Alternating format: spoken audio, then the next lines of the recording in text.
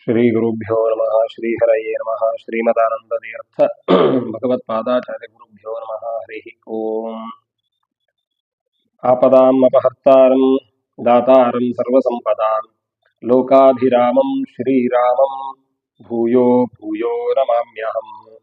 ಪೂಜ್ಯಾಯ ರಾಘವೇಂದ್ರಾಯ ಸತ್ಯಧರ್ಮರತಾಯ ಚ ಭಜತಾಂ ಕಲ್ಪವೃಕ್ಷಾಯ ನಮತಾಂ ಕಾಮಧೇನವೇ. ಶ್ರೀ ಗುರುಭ್ಯೋ ನಮಃ ಹರಿ ಓಂ. ಸ್ವಸ್ತ್ಯಸ್ತು ಸುಧಾಂ ಸನ್ಮಂಗಳಾನಿ ಭವಂತು. ಎಲ್ಲ ಆಧ್ಯಾತ್ಮ ಬಂಧುಗಳಿಗೆ ಸ್ವಾಗತ. ರಾಯರ ಅಷ್ಟೋತ್ತರ ನಾಮಾವಳಿಯಲ್ಲಿ ಬರುವಂತಹ ಒಂದೊಂದು ಹೆಸರಿನ ಅರ್ಥವನ್ನ ನಾವು ಚಿಂತನೆಯನ್ನ ಮಾಡ್ತಾ ಹೋಗ್ತಾ ಇದ್ವಿ. ಈಗಾಗಲೇ 2 ಹೆಸರುಗಳ ಅರ್ಥವನ್ನ ನಾನು ನಿಮಗೆ ತಿಳಿಸಿಕೊಟ್ಟಿದ್ದೇನೆ. ಮೂರನೆಯದ್ದು ಓಂ ಸಕಲ ಪ್ರದಾತ್ರೇ ನಮಃ ಓಂ ಎಂಬುದಾಗಿ. ಅತ್ಯಂತ ಪ್ರಸಿದ್ಧವಾಗಿರ್ತಕ್ಕಂತಹ ಅರ್ಥ ಇದು ಸಹ. ಗುರುಗಳು, ಮಂತ್ರಾಲಯ ಪ್ರಭುಗಳು ಪವಾಡ ಪುರುಷರು ಎಂಬುದಾಗಿ ಜಗತ್ತಿನಾದ್ಯಂತ ಎಲ್ಲರಿಗೂ ತಿಳಿದಿರ್ತಕ್ಕಂತಹ ವಿಷಯ ಇದು. ಜಗತ್ತಿನಲ್ಲಿ ಅನೇಕ ಪವಾಡ ಪುರುಷರಿದ್ದಾರೆ. ಆದರೆ ಸಾತ್ವಿಕವಾದ ಪವಾಡ ಪುರುಷ ಗುರುಗಳು ಅಂತ ಹೇಳಿದ್ರೆ ಅದು ಮಂತ್ರಾಲಯ ಪ್ರಭುಗಳು.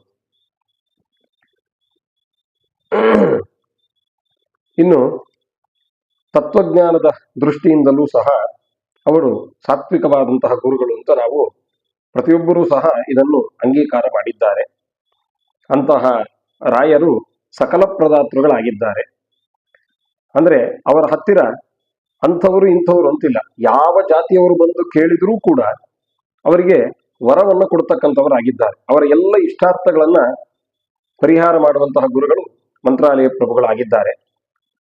ಸಕಲ ಪ್ರದಾತೃಗಳು, ಸಕಲ ವರ್ಗದವರಿಗೂ ಸಹ ಸಕಲ ಪ್ರದಾತೃಗಳು ಯಾರಂತ ಹೇಳಿದ್ರೆ ಮಂತ್ರಾಲಯ ಪ್ರಭುಗಳು.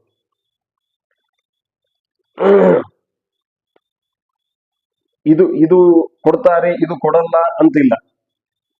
ಜಗತ್ತಿನಲ್ಲಿ ನಮಗೆ ಏನೆಲ್ಲ ಇಷ್ಟಾರ್ಥ ಅಂತ ನಾವು ಬೇಡ್ಕೊಂಡು ಗುರುಗಳ ಹತ್ರ ಹೋಗ್ತೀವೋ ಆ ಎಲ್ಲವನ್ನು ಸಹ ನಮಗೆ ಕೊಡ್ತಾರೆ.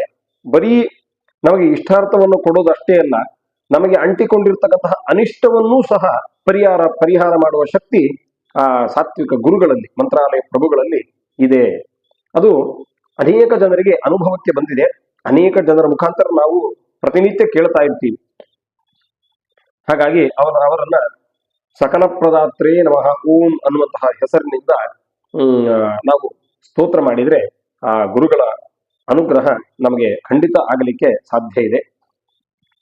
ಇದರ ಜೊತೆಯಲ್ಲಿ ಒಂದು ಸುಭಾಷಿತ ಶ್ಲೋಕ ನೆನಪಾಗ್ತಾ ಇದೆ. ದುಃಖೇ ದುಃಖಾಧಿಕಾನ್ ಪಶ್ಯೇತ್, ಸುಖೇ ಪಶ್ಯೇತ್ ಸುಖಾಧಿಕಾನ್, ಆತ್ಮನ ಸುಖ ದುಃಖಾಭ್ಯಾಂ ಶತ್ರುಭ್ಯಾಮಿವ ನಾರ್ಪಯೇತ್ ಅಂತ ಒಂದು ಉತ್ತಮವಾದ ಶ್ಲೋಕ.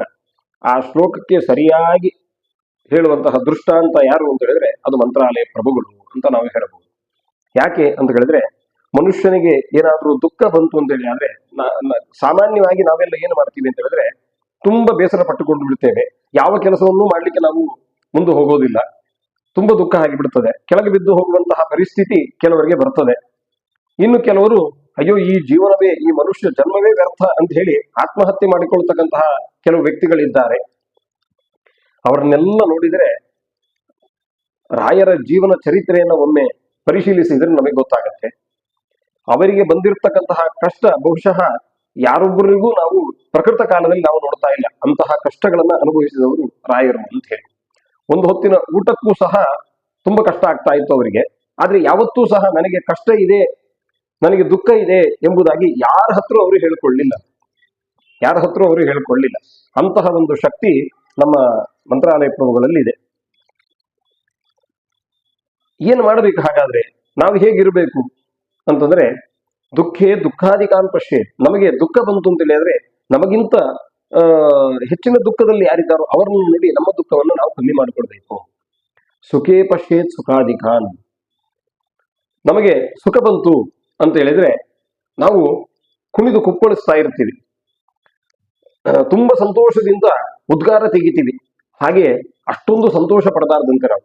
ನಮಗಿಂತ ಉತ್ತಮ ಸಂತೋಷವನ್ನು ಪಡ್ತಕ್ಕಂತಹ ವ್ಯಕ್ತಿಗಳು ಯಾರಿದ್ದಾರೋ ಅವರನ್ನ ನೋಡಿ ನಮ್ಮ ಅಹಂಕಾರವನ್ನ, ನಮ್ಮ ಸಂತೋಷವನ್ನ ಸ್ವಲ್ಪ ಮಟ್ಟಿಗೆ ಕಮ್ಮಿ ಮಾಡ್ಕೊಳ್ಬೇಕು ಅಂತ ಆ ಸುಭಾಷಿತ ನಮಗೆ ಎಚ್ಚರಿಕೆಯನ್ನು ಕೊಡ್ತಾ ಇದೆ. ಇದರ ಅರ್ಥ ಏನು? ಗೀತೆಯಲ್ಲಿ ಕೃಷ್ಣ ಹೇಳ್ತಾನಂತೆ, ಲಾಭಾಲಾಭವು ಜಯಾಜಯವು ಅಂತ ಹೇಳ್ತಾನಲ್ಲ, ಆತ್ಮನ ಸುಖ ದುಃಖಾಭ್ಯಾಮ್. ಈ ನಮಗೆ ಅಂಟಿಕೊಂಡಿರ್ತಕ್ಕಂಥ ಈ ಸುಖ ದುಃಖಗಳು ಏನಿದೆ, ಇವುಗಳನ್ನ, ಲಾಭ ನಷ್ಟಗಳನ್ನ, ಸುಖ ದುಃಖಗಳನ್ನ ಸಮಾಧಿ ಅವಸ್ಥೆಯಲ್ಲಿ ಇರ್ತಕ್ಕಂತಹ ಒಬ್ಬ ಸಿದ್ಧ ಪುರುಷ ಹೇಗಿರ್ತಾರಲ್ಲ ಹಾಗೆ ಎರಡನ್ನೂ ಸಹ ಸಮಾನ ರೀತಿಯಲ್ಲಿ ನಾವು ತೆಗೆದುಕೊಳ್ಬೇಕು ಅಂತ ಹೇಳಿ.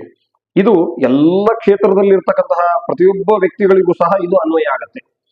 ಒಬ್ಬ ರಾಜಕಾರಣಿಗಳಿಗಾಗ್ಬೋದು, ಅಥವಾ ಒಬ್ಬ ವ್ಯವಸ್ಥಾಪಕನಿಗಾಗ್ಬೋದು, ಅಥವಾ ಒಬ್ಬ ವಿದ್ಯಾರ್ಥಿಗಳಿಗಾಗ್ಬೋದು, ಒಬ್ಬ ಗೃಹಸ್ಥ ಜೀವನವನ್ನು ನಡೆಸ್ತಕ್ಕಂತಹ ವ್ಯಕ್ತಿಗಳಿಗಾಗ್ಬೋದು, ಅಥವಾ ಯತಿಗಳಿಗೆ, ಸನ್ಯಾಸಿಗಳಿಗಾಗ್ಬೋದು. ಇದು ಎಲ್ಲ ವರ್ಗದವರಿಗೂ ಸಹ, ಎಲ್ಲ ಕ್ಷೇತ್ರದಲ್ಲಿ ಇರ್ತಕ್ಕಂತಹ ವ್ಯಕ್ತಿಗಳಿಗೂ ಸಹ ಇದು ಅನ್ವಯ ಆಗತ್ತೆ. ಹಾಗಾಗಿ ಯಾವುದೇ ಒಂದು ಕೆಲಸವನ್ನು ಮಾಡುವಾಗ ನನಗಿಂತ ದೊಡ್ಡ ವ್ಯಕ್ತಿ ಯಾರಿದ್ದಾರೆ, ನಾನು ಹೇಳಿದ್ದೇ ಎಲ್ಲವೂ ನಡೆಯುತ್ತೆ ಎಂಬುದಾಗಿ ಕೆಲವರು ಅಹಂಕಾರದಿಂದ ಇರ್ತಾರೆ. ಅವರಿಗಿಂತಲೂ ಎತ್ತರ ಸ್ಥಾನದಲ್ಲಿ ಒಬ್ಬ ಯಾರಾದ್ರೂ ಇದ್ದೇ ಇರ್ತಾರೆ. ಅವನನ್ನು ನೋಡಿ ನಮ್ಮ ಅಹಂಕಾರವನ್ನು ನಾವು ಕಮ್ಮಿ ಮಾಡ್ಕೊಳ್ಬೇಕು. ಹೀಗೆ ಒಬ್ಬ ವಿದ್ಯಾರ್ಥಿಯ ದೃಷ್ಟಾಂತವನ್ನ ತಗೊಂಡ್ರೆ, ಅವನು 90 ಮಾರ್ಕ್ ತೆಗೆದಿರ್ತಾನೆ. ನಾನು ಈ ಕ್ಲಾಸ್ನಲ್ಲಿ ನಾನು ಪ್ರಥಮ, ನಾನು ಫಸ್ಟ್, ನನಗಿಂತ ದೊಡ್ಡವನು ಯಾರಿಲ್ಲ ಅಂತ ಅನ್ಕೊಳ್ಳಿಕ್ಕಿಲ್ಲ. ಅವನಿಗಿಂತ 95, 98 ತೆಗೆದುಕೊಂಡವರು ತುಂಬಾ ಜನ ಇರ್ತಾರೆ. ಅಂಥವ್ರನ್ನ ನೋಡಿ ಆ ವಿದ್ಯಾರ್ಥಿ ತನ್ನ ಅಹಂಕಾರವನ್ನು ಕಮ್ಮಿ ಮಾಡಬೇಕು. ಇನ್ನು ಕೆಲವರು ತುಂಬಾ ಕಮ್ಮಿ ಮಾರ್ಕ್ ಬಂದು ಬಿಟ್ಟಿರುತ್ತೆ, ಫೇಲ್ ಆಗುವಂತ ಪರಿಸ್ಥಿತಿಯಲ್ಲಿ ಇರ್ತಾರೆ. ಅಂಥವರು ಆತ್ಮಹತ್ಯೆ ಮಾಡಿಕೊಳ್ಳುವಂಥದ್ದನ್ನು ನಾವು ಅನೇಕ ಕಡೆ ನೋಡ್ತೇವೆ. ಹಾಗೆ ಮಾಡಬಾರ್ದು. ಯಾಕಂದ್ರೆ ಅವನಿಗಿಂತಲೂ ಕಮ್ಮಿ ತೆಗೆದಿರ್ತಕ್ಕಂಥವ್ರು ಇನ್ನೂ ಜನ ಇರ್ತಾರೆ. ಅವರನ್ನು ನೋಡಿ ನಾವು ಸ್ವಲ್ಪ ಕಮ್ಮಿ, ನಮ್ಮ ದುಃಖವನ್ನು ನಾವು ಕಮ್ಮಿ ಮಾಡಿಕೊಂಡು ಮುಂದಿನ ಸಲಕ್ಕೆ ಆಗ್ಬೇಕಾದ್ರೆ ಹೆಚ್ಚಿನ ಅಂಕಗಳನ್ನು ತೆಗಿಲಿಕ್ಕೆ ನಾವು ಪ್ರಯತ್ನವನ್ನ ಮಾಡಬೇಕು. ಹೀಗೆ ನಾವು ಪ್ರತಿಯೊಂದು ಕ್ಷೇತ್ರದಲ್ಲಿ ಇರುವಾಗಲೂ ಸಹ ಈ ಸುಭಾಷಿತ ಶ್ಲೋಕವನ್ನು ನಾವು ಒಂದು ಸಲ ನೆನಪು ಮಾಡಿಕೊಟ್ಟಿವಿ ಅಂತ ಹೇಳಿದರೆ, ಯಾವುದೇ ವಿಧವಾದ ಸುಖ ದುಃಖಗಳಿಗೆ ಹೆಚ್ಚಿನ ಒಂದು ಉದ್ಗಾರವನ್ನಾಗ್ಲಿ ಅಥವಾ ಕುಗ್ಗುವಂತದ್ದನ್ನಾಗ್ಲಿ ಯಾವುದನ್ನು ಸಹ ನಾವು ಮಾಡ್ಲಿಕ್ಕೆ ಸಾಧ್ಯ ಇಲ್ಲ. ಸಮಾನವಾಗಿ ಎರಡನ್ನು ಸಹ ಸ್ವೀಕಾರ ಮಾಡುವಂತಹ ಒಂದು ಶಕ್ತಿಯನ್ನ ಮಂತ್ರಾಲಯ ಪ್ರಭುಗಳು, ರಾಯರು ನಮಗೆ ಕೊಡ್ತಾರೆ ಅಂತ ಹೇಳಿ. ಮಂತ್ರಾಲಯ ಪ್ರಭುಗಳಾದ ರಾಯರಲ್ಲಿ ಎಂಥ ವಿದ್ವತ್ತಿತ್ತು. ಯಾವತ್ತೂ ಸಹ ಅವರ ಅಹಂಕಾರದಿಂದ ಬೀಗಲಿಲ್ಲ. ಆಯ್ತಾ, ಅವರಿಗಿಂತ ಅನೇಕ ಜ್ಞಾನಿಗಳು ಬೇಕಾದಷ್ಟು ಜನ ಇದ್ರು. ಅವರನ್ನ ನೋಡಿ ಅವರು ತಮ್ಮ ಅಹಂಕಾರವನ್ನ, ಒಂದು ವೇಳೆ ಬರುವಂತಹ ಪರಿಸ್ಥಿತಿ ಇದ್ರೆ ಅದನ್ನ ಆವಾಗಲೇ ಅವರು ಕಮ್ಮಿ ಮಾಡ್ಕೊಂಡು ಬಿಡ್ತಾ ಇದ್ರು. ಹಾಗಾಗಿ ಆ ಮಂತ್ರಾಲಯ ಗುರುಗಳ ಪಾದಾರಕ್ಕೆ ನಾವು ಎರಗಿದ್ವಿ ಅಂತೇಳಿ ಆದ್ರೆ, ಅವರ ಅನುಗ್ರಹ ನಮಗೆ ಆಯ್ತು ಅಂತೇಳಿ ಆದ್ರೆ, ಆ ಸುಖ ದುಃಖಗಳನ್ನ ನಾವು ಸರಿಯಾದ ರೀತಿಯಲ್ಲಿ ಸಮಾನವಾಗಿ ನಾವು ಸಹ ಅನುಭವಿಸಬಹುದು ಅಂತ ಹೇಳಿ ಆ ಸುಭಾಷಿತ ನಮಗೆ ಎಚ್ಚರಿಕೆಯನ್ನ ಕೊಡ್ತಾ ಇದೆ.